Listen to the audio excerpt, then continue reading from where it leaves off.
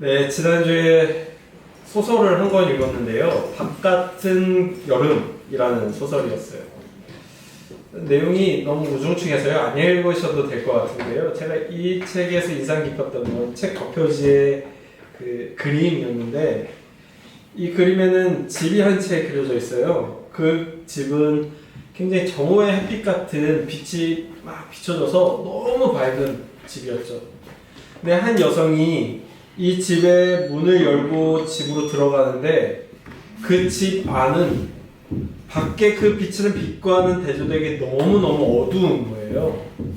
그 여성이 그 집을 들어가는 거였죠. 저는 이 그림을 보면서 이건 이 사람의 내면을 그리고 있나 보다 라는 생각을 하게 됐습니다. 바깥은 분명 여름이지만 밝고 따뜻하고 아무 일도 없는 것처럼 보이지만, 그런데 그 집 안에 들어가는 사람의 시간은, 그 계절은 다른 거죠. 그 여인의 계절은 겨울인 겁니다. 세상은 여전히 여름처럼 흘러가고 있는데 이 여인만 겨울을 살아가고 있는 거죠. 그런데 오늘 본문은 조금은 다른 장면에서 시작돼요. 모든 사람이 겨울을 살아가고 있는데 오늘 본문의 주인공인 모세는 여름을 살고 있는 것이죠. 히브리인들의 삶은 종살이로서 겨울인데 모세는 왕궁 안에서 여름 같은 시간을 살아가고 있는 겁니다. 오늘 우리는 그 여름을 살고 있는 모세의 이야기에서 시작을 해보려고 합니다.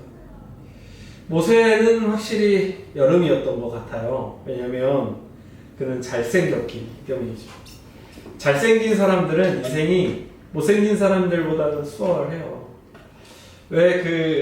제가 그걸 어디서 경험하게 되냐면, 저희 큰아들이 경계성 자폐잖아요. 자폐에 있는 친구들은 친구가 별로 없어서 좀 외롭고 힘든데, 저희 큰아들이 왠지 모르겠지만 친구들이 좀 있어요.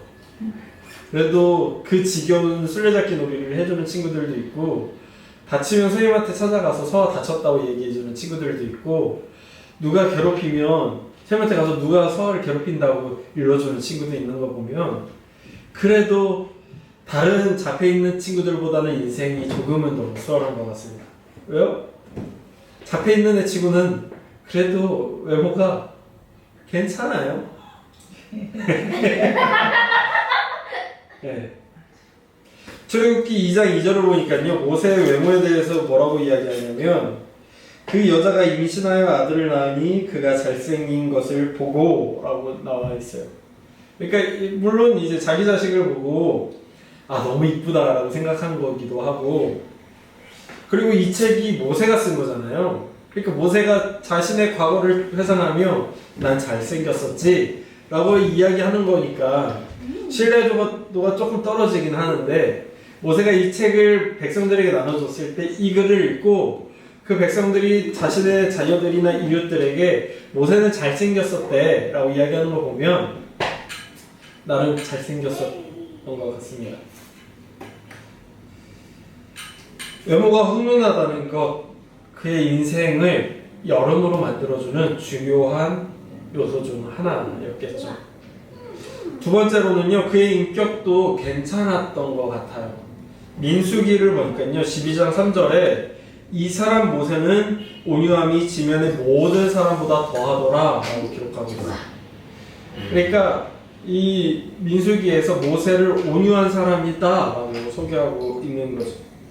또한 하나님께서 모세에 대해서 뭐라고 이야기하셨냐면, 민수기 12장 7절을 보니까 내 종 모세와는 그렇지 아니하니 그는 내 온 집에 충성함이라 라고 말씀하십니다. 즉 하나님께서 모세를 향해서 너는 되게 충성된 사람이야 라고 이야기하는 거죠. 그는 인격적으로는 온유하고요, 성품적으로는 하나님께 충성하는 사람인 거예요. 또한 그는 의협심도 있는 사람이었죠. 우리가 읽은 본문을 보니까 그가 자신의 형제인 히브리인이 공격받고 괴롭힘 당하는 걸 보고는 그 일에 뛰어들어서 자신의 형제를 보호하는 사람이었고, 자신의 형제들끼리 싸우는 걸 보고는 그걸 중재하려는 의협심과 정의감이 있는 사람이었습니다. 그는 온유하고 충성되며 불의를 보면 뛰어들고 다툼을 보면 중재하려는 정의감이 있는 사람인 거죠. 세 번째로는요, 그는 애굽의 왕자였어요. 그가 미디안에 이르렀을 때 그 땅에서 여인들이 괴롭힘 당하는 걸 보고 도와주죠. 그러자 그 여인들이 자신의 아버지에게 가서 뭐라고 이야기하냐면요, 18절을 보니까 이렇게 이야기합니다. 19절을 보니까 이렇게 이야기합니다. 그들이 이르되 한 애굽 사람이 우리를 도와줬다라고. 그러니까 그는요, 그의 옷도 애굽인의 의복이었고 그가 하고 있는 몸짓, 그의 품위 같은 것들이 애굽의 귀한 사람이라는 걸 드러내 줄 수 있는 그런 사람이었던 거죠. 그래서 사도행전을 보면 뭐라고 기록하냐면요, 모세가 애굽 사람의 모든 지혜를 배워 그의 말과 하는 일이 능하더라 라고 모세를 이야기하고 있어요. 즉 모세는요, 어려서부터 왕궁에서 크면서 왕자로서 어떤 태도를, 어떤 걸음을, 어떤 몸짓을, 어떤 태도로 음식을 먹어야 되는지를 능히 배우고 왕자로서 애굽의 지혜와 지식들을 배운 사람인 거예요. 이런 걸 우리는 귀품이라고 하죠. 왜 가끔 귀품 있는 사람들을 보곤 하잖아요. 어려서부터 저 사람 가정교육을 잘 받았나 보다 라고 생각되는 그런 사람들이에요. 모세는 그런 사람들 중 하나였던 거죠. 그러면서도 그는 부모와 함께 거할 수 있는 사람이었어요. 그래서 자신이 히브리인이라는 걸 인식하면서 살 수 있었던 사람인 거죠. 그가 운이 좋았던 건 공주가 그 모세를 건져냈을 때 그의 누이가 그 공주에게 가서 유모가 필요하시지 않느냐, 자신이 잘 아는 유모가 있다 하면서 모세의 친엄마를 소개해줬고 유모로 채용되었기 때문입니다. 고대 사회에서 유모는요, 그저 아이가 크는 데 있어서 젖을 먹이는 존재일 뿐만이 아니라 그 아이가 장성하면 의모로서의 관계를 맺을 수 있는 존재였어요. 그러니까 그 아이가 자라나는 데 있어서 계속해서 그 아이와 관계 맺을 수 있는 사람이었던 거죠. 그러니까 모세는 친엄마의 그 충분한 사랑을 받으면서 클 수 있었던 사람인 거죠. 잘생기고 인격적으로도 괜찮고 애굽의 왕자면서 지적으로도 기품으로도 어느 정도 충분히 채워졌고 친엄마의 사랑을 충분히 받았을 수 있는 사람, 모세. 그러니 모세의 인생은 쿠름 한 점 없고 온전히 빛을 받을 수 있는 그런 여름 같은 삶을 사는 사람이었던 거죠. 근데 그런 여름 같은 그의 인생에 어쩌면 영원할 것만 같던 그 여름이 한순간에 허물어지기 시작하죠. 모세의 정오 같은 여름이 끝나는 계기는요, 운명처럼 정해져 있었다기보다는 마치 사고처럼 다가왔어요.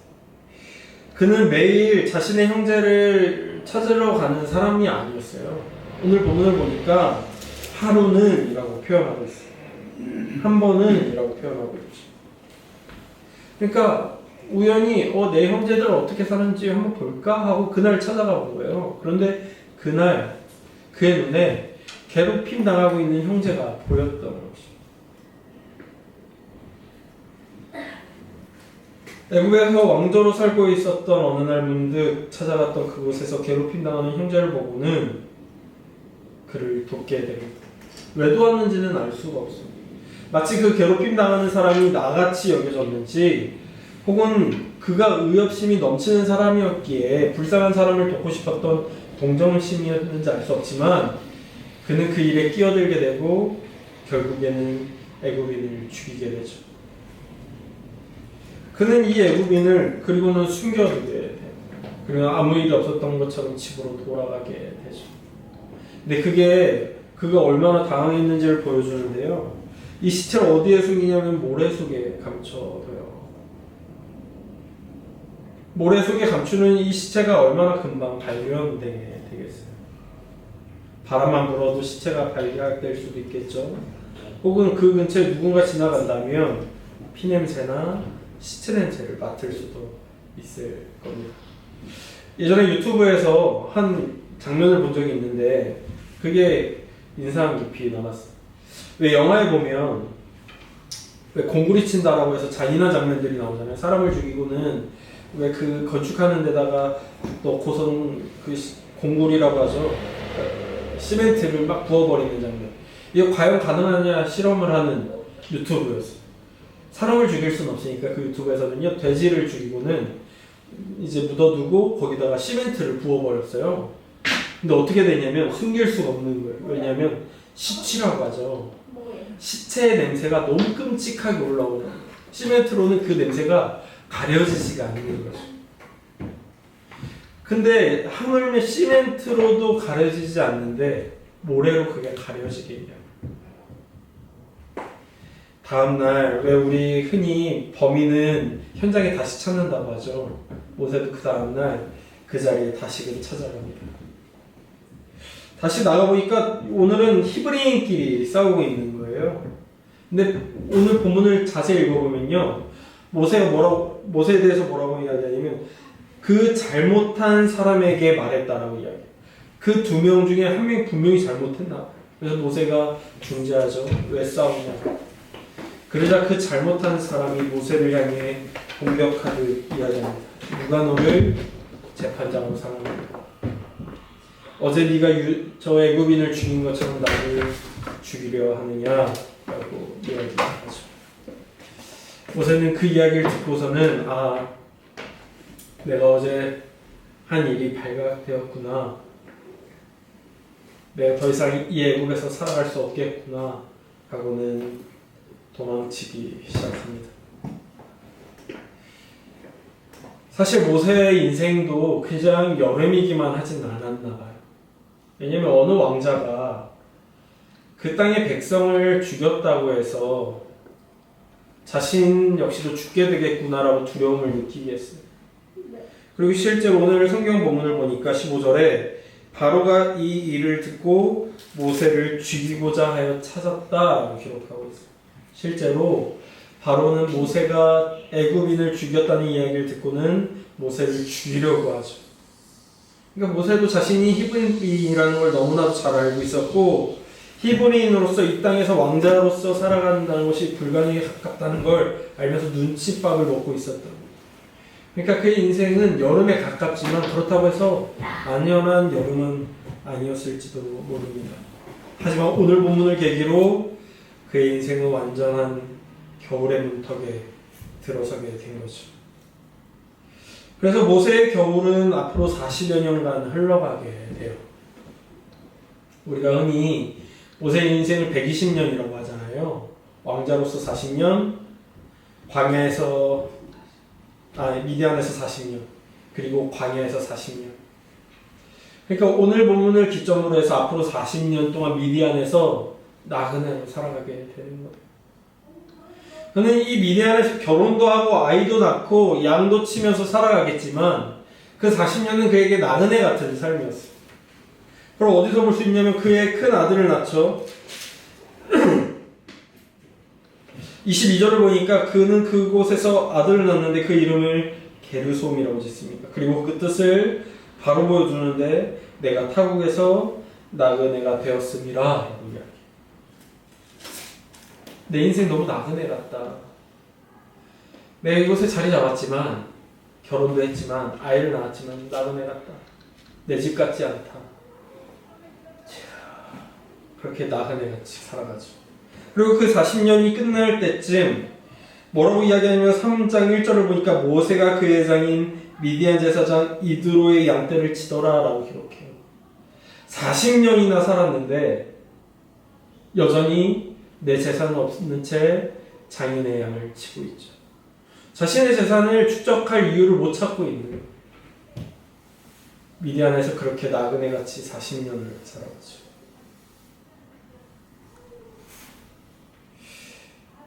누군가의 절망을, 그 깊이를, 그 넓이를, 그 황량함을 헤아릴 수 있는 사람이 없을 텐데 모세가 지금 겪고 있는 그 절망은 40년이 흘러도 치유되지 않는 절망인 듯 합니다.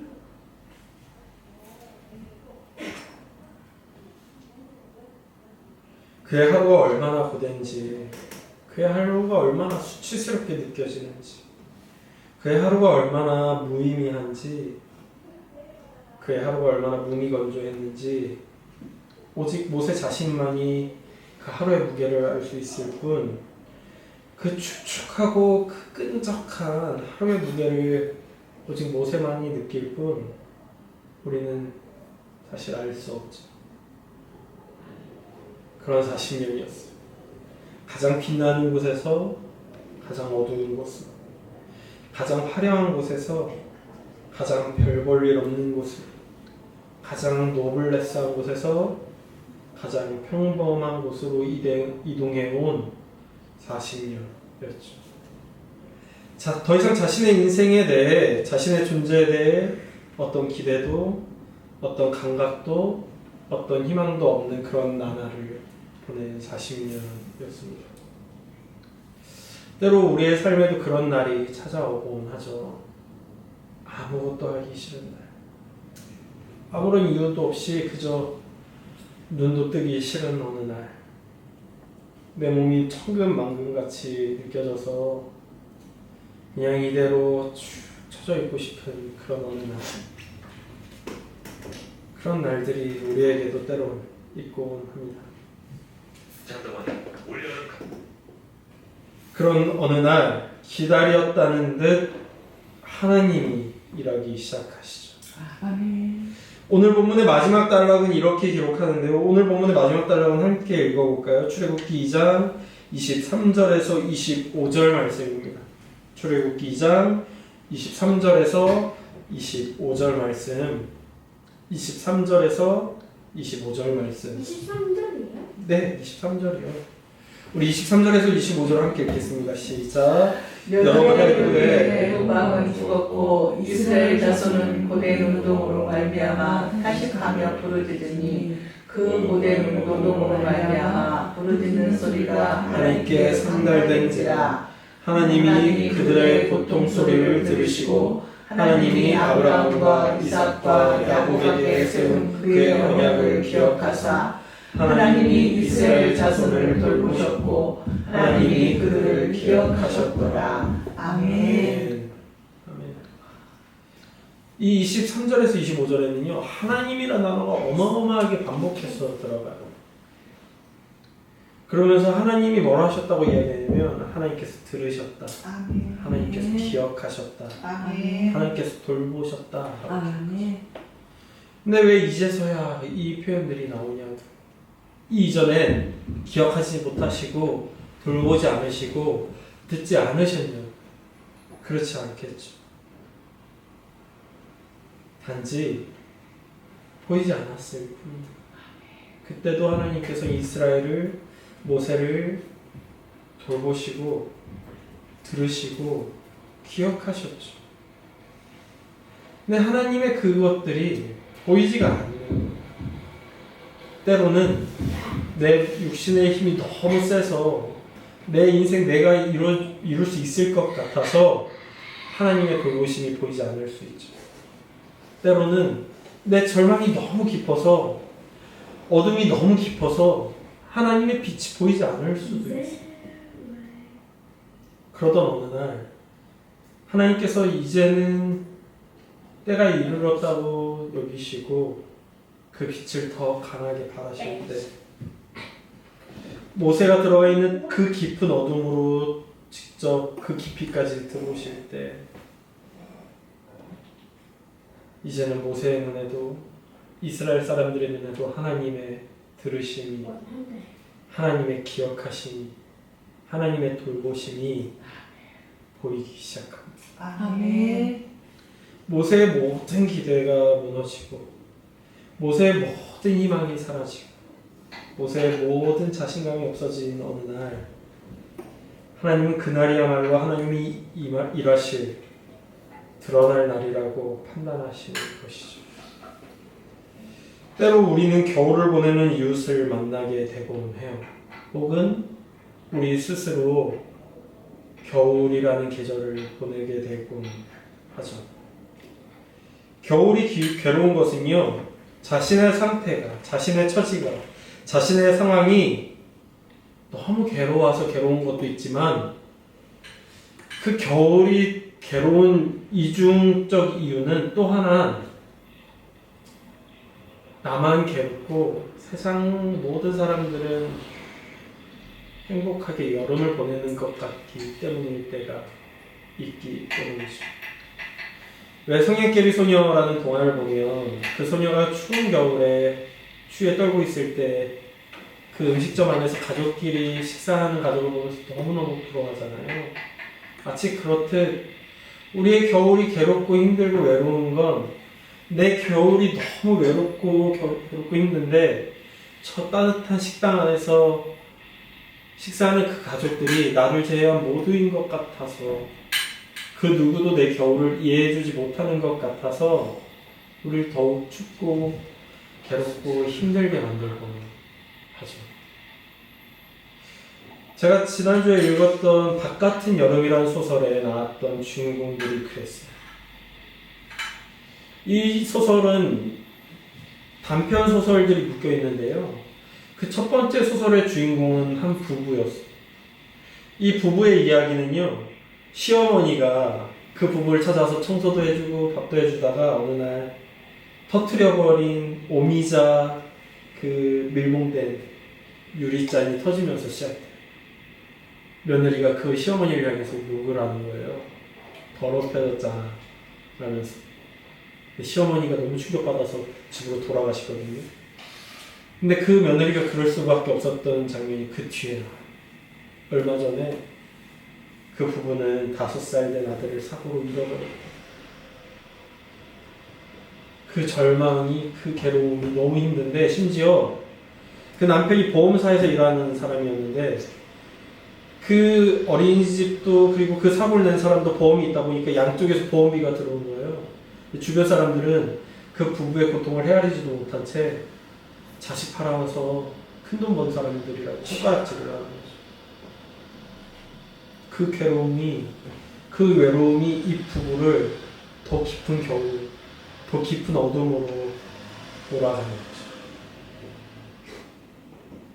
마주한 사람의 웃음에서, 지나가는 사람의 발걸음에서, 이웃들의 모습에서 풍겨오는 그 여름 냄새가 때로는 겨울을 살아가는 사람들을 얼마나 더 외롭게 만드는지, 자꾸만 자신을 겨울로 내몰아가는 듯한 그 느낌을 우리는 어쩜 잘 알고 있습니다. 그런데 오늘 본문은 그런 우리에게 이렇게 말해주죠. 너희의 겨울을 세상의 그 누구도 알 수 없지만 하나님은 아신다. 아멘. 하나님은 들으신다. 아멘. 하나님은 기억하신다. 아멘. 그리고 영원할 것만 같던 겨울의 어느 날 하나님은 반드시 찾아오신다고. 믿음의 선배들에게 하셨던 그 약속을 기억하사 그 약속을 이루기 위해 반드시 그 겨울 한복판으로, 그 깊은 어둠 한복판으로 반드시 찾아오신다. 그리고는 영원할 것만 같던 그 겨울이라는 계절을 멈추게 하시고 변화시키실 거라고. 어쩌면 우리의 겨울이 너무너무 길어서 이 겨울이 끝나지 않을 것만 같아서 하나님 끝낼 방법은 하나밖에 없지 않겠습니까? 라고 생각되는 어느 날, 여러분 그 어느 날 하나님께서 기억하고 계시다는 걸 붙들으시기를 소망합니다. 아멘. 그러니 우리 함께 이 겨울의 어느 날을 서로의 온기로 견뎌보기를 소망합니다. 아멘. 절대 너무 늦지 않은 기억으로 좌우자우실 하나님의 날을 저도 오늘 고대하겠습니다. 아멘. 기도하겠습니다. 그 누구보다 밝은 여름을 보내던 모세가 한순간 겨울로 던져집니다. 그러자 그의 겨울은 끝도 없이 늘어져 40년을 흐르며 그 40년 동안 자신의 겨울이 감당되지 않아 그저 하루하루를 버릴 뿐입니다. 그러던 어느 날 하나님께서는 들으시며 기억하사 돌보시고자 찾아오시죠. 하나님, 이 세상을 돌보십시오. 돌아보십시오. 들으십시오. 기억하십시오. 이 세상에 얼마나 많은 사람들이 겨울을 보내고 있는지를 바라봐 주십시오.